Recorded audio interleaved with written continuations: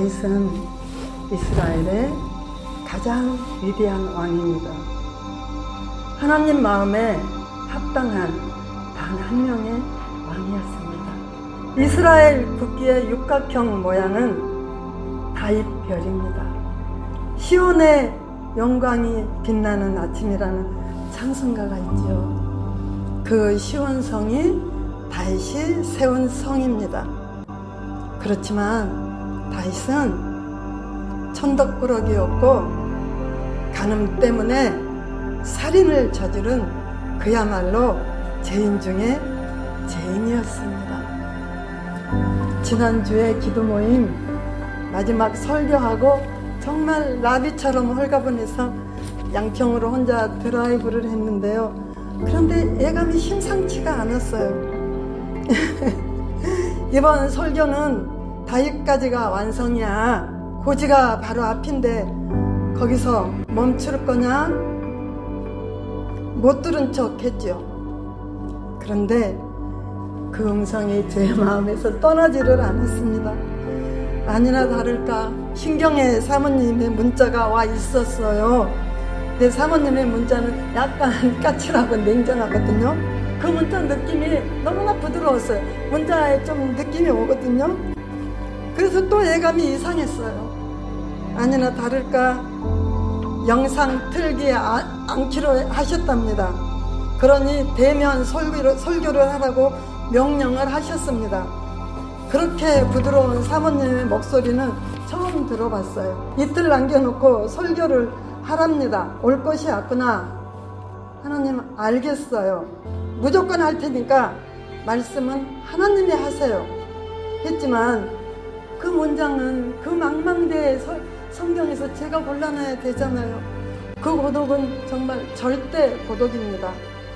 그 고독한 마음으로 하나님께 엎드렸습니다. 그리고 오늘 이 자리에 감사하게 섰습니다. 고맙습니다. 푸른나무 교회 담임 목사이자 그 유명한 송경미 남편이 박수강 목사입니다. 근데 내가 전화를 했어요. 수강아, 내가 막중한 설교를 해야 되는데 시간이 너무 촉박하다. 본문은 뭐로 했는데 다윗 설교할 거야. 누나 됐어. 이 상황에서 다윗을 잡았으면 자, 다 끝난 거야. 준비는. 그런데 누나 이거 알아? 다윗은 유복자라는 말을 알고 있어? 유복자가 아니라 처부 아들이라고 알고 있어. 담임 목사님께서 그 소리를 입에 안 올리려고 우물우물 거립니다. 맞아, 잠깐 내가 단어를 착각했네. 헌해에 잘 아는 말이지. 시편 51편 5절에 있는 말씀 읽어보셔요. 그런데 읽어보니까요, 내가 제약 중에 출생하였으며 모친이 세중에 나를 잉태하였나이다. 다윗은 헌해자일 가능성이 확실하네요. 그 말에 일리가 있어요. 왜냐하면 다윗이 막내인데 막내를 그렇게 천덕꾸러기 취급을 하는 집안은 없지요. 오죽하면 아버지 이새가 형들이 4명이나 있는데 막내 아들을 살벌한 전쟁터로 심부름을 보냈겠어요. 아버지 이새가 말합니다. 내 형들에게 양식을 가져다 줄 때가 되었으니 이번에는 내가 직접 최전방으로 형들을 찾아가 보아라. 이 볶은 곡식 한 에바와 떡 10덩이를 등에 지고 진주로 뛰어가서 내 형들에게 주고 오너라.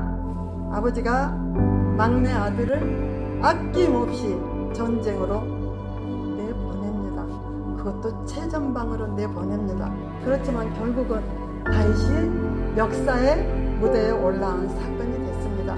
다윗의 형들은 사울의 군대와 블레셋의 모든 군인이 좁은 집결에 있는 엘라 골짜기에 가 있었습니다. 40일 동안을 골리앗이 온갖 못된 말로 조롱하는데 아무도 나서지를 못합니다. 싸우는 것이 아니라 40일 동안이나 골리앗이 두려워 조롱당하면서 절망과 공포에 살이 내리고 있는 중입니다. 이스라엘 군대가 말씀이 아닙니다. 그 무서운 전쟁터에 막내 아들 다윗에게 짐을 잔뜩 지어 보내는 아버지는 심리 상담을 해야 합니다. 자식은 몸 밖으로 나온 심장이랍니다. 어느 부모가 자식을 차별하겠습니까? 하지만 이 아버지는 다윗을 없는 자식 취급을 합니다. 하나님은 악령이 들려 발작을 하는 사울을 버리십니다. 사울은 악령에 붙잡혔습니다. 그것은 보통 일이 아니었습니다. 지도자는 합리적인 통찰력과 보편적인 가치를 붙들고 있어야 합니다. 악령이나 법사나 무당이나 그 발 아래 엎드린 무당을 졸개나 다 같은 악령 들린 것들이죠. 악령 들린 존재들은 얼마나 비참한 인생을 마감하는지요. 역사에서 봅니다. 아합의 왕 이세벨 왕후는 악령이 들려갖고 온갖 나라를 정말 허정거리다가 죽을 때는 개에게 먹혀서 죽었습니다. 우리나라 장이분은 어떻습니까? 사약을 먹고 죽었죠. 그분들 굉장한 무속이었답니다. 명성황후 어떻게 죽었는지 우리가 다 알죠. 온 산마다 쌀을 뿌렸답니다. 하나님께서 사무엘에게 말씀하십니다. 너는 사울 때문에 언제까지 슬퍼할 작정이냐? 나는 이미 그를 버렸다. 그는 더 이상 이스라엘의 왕이 될 수 없다.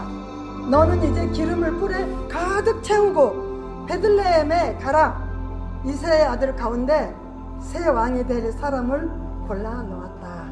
사무엘은 하나님과 짜고 사울 몰래 성전 제사에 이새와 그 아들들을 초대합니다. 그런데 이새가 자랑스럽게 거느리고 성소에 들어온 아들들 가운데는 다윗도 없었고 왕으로 삼을 만한 왕감도 없었습니다. 사무엘이 말합니다. 그대의 아들은 7뿐이요? 아닙니다. 막내가 있습니다. 그 아이는 들에서 양떼를 지키고 있습니다. 어서 그 아들을 데려오시오. 그가 오기 전에는 우리가 화목 제물을 나누어 먹을 수 없습니다. 이새가 사람을 보내어 막내 아들을 급히 데려왔는데 그는 눈에 총기가 있었고 힘도 세 보이는 혈색이 좋은 청년이었습니다. 여호와께서 사무엘에게 말씀하셨습니다.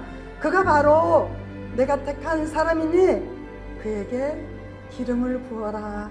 사무엘은 기름을 다윗에게 붓고 그의 형들이 보는 앞에서 다윗을 왕으로 삼았습니다. 엘라 골짜기 사건이 왕으로서의 첫 번째 훈련이었습니다.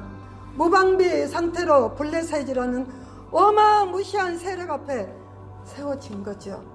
다윗은 아침 일찍 일어나 양들을 다른 목자에게 맡기고 이새가 준비해 놓은 짐을 지고 엘라 골짜기로 갑니다. 마치 그때는 두 진영이 마주보고 있었습니다. 골리앗이 또 나타나 이스라엘 군들에게 결투를 청하고 있었고 이스라엘 군인들은 그 위세에 놀려 점점 뒤로 물러났습니다. 다윗이 사울에게 말합니다. 임금님, 저 블레셋 사람 때문에 너무 두려워하지 마십시오. 제가 나가서 싸우겠습니다. 사울은 말합니다. 내가 지금 무슨 소리를 하고 있느냐? 너는 아직 소년에 불과하고 골리앗은 무기를 다루며 자라난 사람이다. 임금님, 제가 아버지의 양떼를 지킬 때 사자나 곰이 와서 양을 한 마리라도 물어가려고 하면 당장 쫓아가서 때려 죽이고 그 아가리들에서 살려내기도 하였습니다.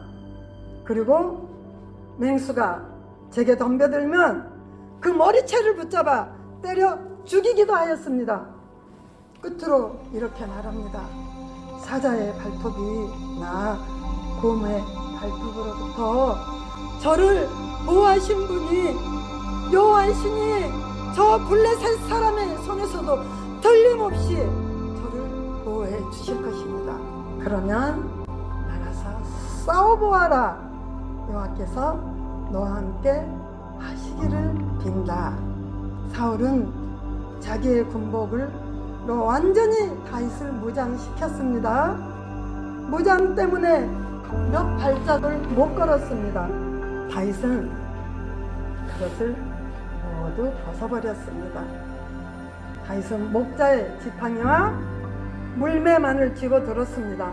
시냇가에서 조약돌 5개를 주워가지고 차고 다니던 목자의 주머니에 넣었습니다. 그는 이제 물매만을 손에 들고 블레셋 거인에게 걸어 나갔습니다. 골리앗은 3m에 가까운 키에 노수로 만든 투구와 비늘 갑옷과 각반으로 무장을 하였는데 그 무게만도 5,000세겔로 60kg에 가까운 것이었고 등에는 노수로 만든 창을 꽂았습니다. 그런데 잘 걷지를 못합니다. 아둔합니다. 못된 입만 살았습니다. 이세벨의 어느 남편을 닮았습니다.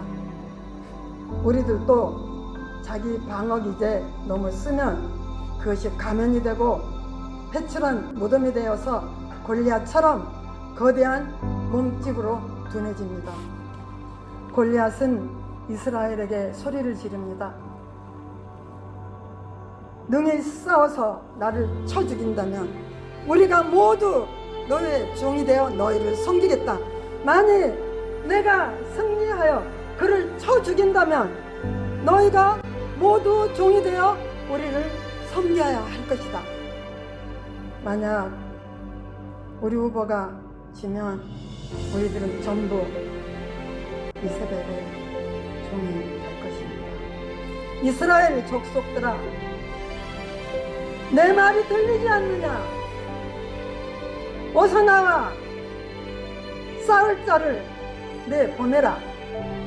사울과 이스라엘 사람들은 이 말을 듣고 모두 놀라서 몹시 떨기만 하였습니다.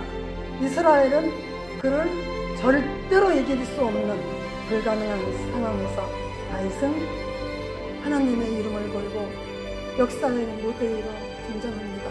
하나님의 이름으로 무장한 어린 용사 다윗이 역사의 전면에 해처럼 떠오르는 장면 속으로 들어갑니다. 슝! 슝! 여기는 엘라 골짜기, 여기는 엘라 골짜기. 골리앗은 어린 소년으로 얼굴이 붉고 아름다운 다윗을 보고 대번에 그를 우습게 여깁니다. 골리앗은 다윗을 깔보며 호통칩니다. 내가 막대기를 가지고 어떻게 할 작정이냐? 혹시 나를 개로 여겼느냐? 어서 내 앞으로 오너라. 내가 내 살을 하늘의 새와 들짐승들의 밥으로 주겠다. 그러나 다윗은 이렇게 대답하였습니다. 너는 칼과 단창으로 매겨오거니와 나는 만군의 여호와의 이름 곧 내가 모욕하는 이스라엘 하나님의 군대의 이름으로 너에게 나아가노라. 블레셋 사람이 일어나 다윗에게로 마주 가까이 올 때에 다윗이 블레셋 사람에게 마주 향호를 향하여 빨리 달리며 손을 주머니에 넣어 돌을 취하여 물매로 던져 블레셋 사람의 이마를 치매 돌이 그 이마에 박히니 땅에 엎드려지니라. 사랑하는 여러분, 고대 전쟁은 신들의 전쟁이었습니다. 지금 우리나라에서 신들의 전쟁이 벌어지고 있습니다. 사울의 군대들이 벌벌 떨고 뒤로 물러나 있을 때 다윗은 맨몸으로 물매를 들고 거인을 향해 달려 나갔습니다. 왜냐하면 하나님을 조롱하였기 때문입니다. 사랑하는 여러분, 우리들도 역사의 전면에 있습니다. 저 무당들이 하나님의 이름을 모독하고 있고 거짓 선지자들이 그들에게 붙어 박수를 치고 있습니다. 구약의 시대에도 거짓 선지자들이 보르떡 한 움큼에 하나님의 이름을 팔았습니다. 참 선지자들은 박해를 받으니 소수였습니다. 이세벨 때 참과 거짓 선지자들이 400대 1로 싸울 때도 있었습니다. 우리들은 선지자도 군대도 아닙니다. 우리들은 다윗처럼 맨몸의 영적 용사입니다. 다윗이 홀로 산속에서 맹수들을 상대로 용사의 훈련을 하였듯이 우리들도 그동안 잘 훈련된 기도의 용사입니다. 이제 역사의 전면에 나아가십시다. 불같은 욕망으로 이 나라를 삼키려 하는 저 이세벨의 영의 앞으로 물맷돌을 들고 나아가십시다. 저들은 거대하지만 물맷돌 하나에 엎드려진 입만 살아있는 아둔한 존재들입니다. 우리 모두는 다윗입니다.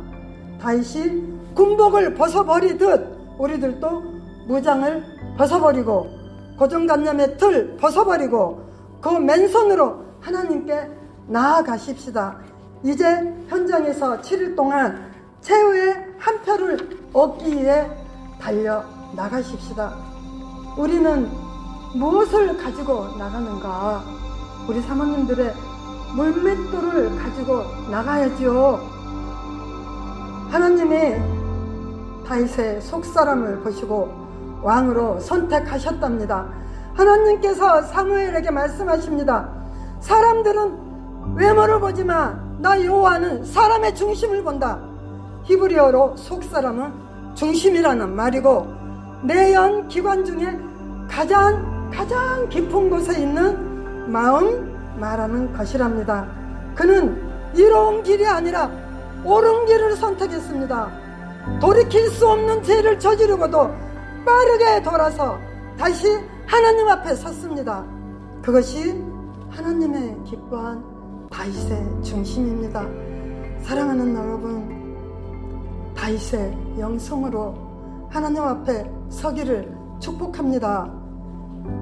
이 땅에 숨어 꿈틀거리는 저 거대한 이세벨의 영, 바알의 영들이 골리앗처럼 거꾸러지게 하여 주시옵소서.